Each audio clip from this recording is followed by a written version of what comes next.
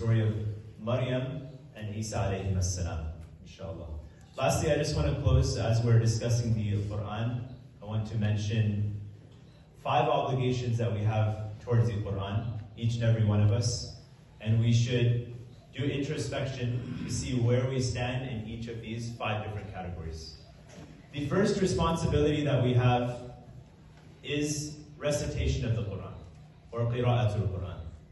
Every one of us should have a daily habit of reciting the Quran.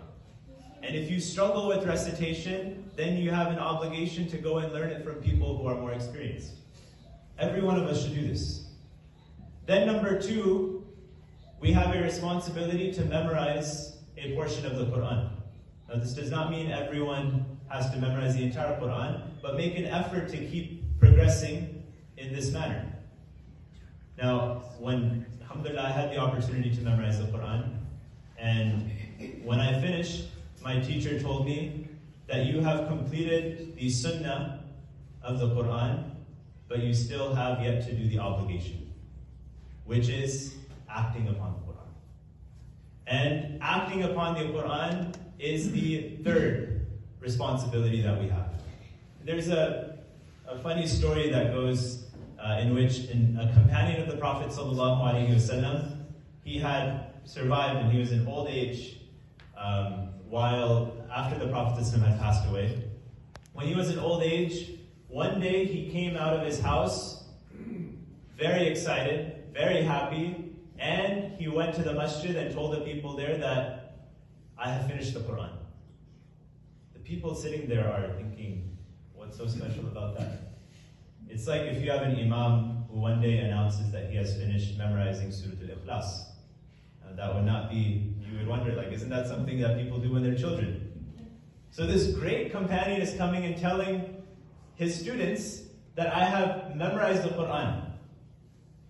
And they say to him, what's so special about that? And he responds, no, you've misunderstood. Khatamtul Qur'ana bil amal. I have completed the Quran in terms of actions. I have done every commandment and stayed away from every prohibition.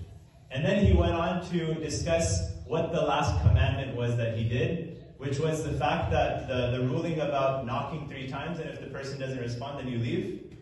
The problem with him was that every time he would knock on someone's door, they would open it. So he was never able to apply that commandment. And finally, he did it, and it worked. The person did not open, they were sleeping, alhamdulillah, and then he had completed the actions of the Quran. So this is number 3. Number 4 is Fahmul Quran, which is going through tafsir, which is going through understanding, learning the Arabic language. Everyone should have an intention to learn the Arabic language. And no one should be afraid of doing that, because learning the basics of the Arabic language are very easy. They're not that difficult. They don't take too long. Spend 6 months to a year just learning the basics. It will open up your understanding. I teach Arabic. I teach people for 2-3 months, and Ramadan comes.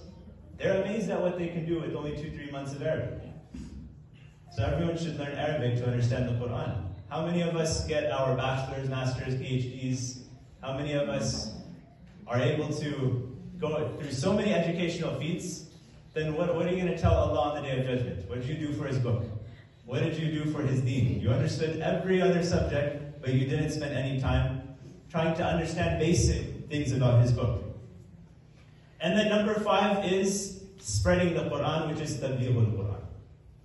And you don't need to be an expert to spread the Quran. Each and every person here can share something about the Quran to a person that you know. You don't have to be an expert for this. So these are the 5 obligations that we have.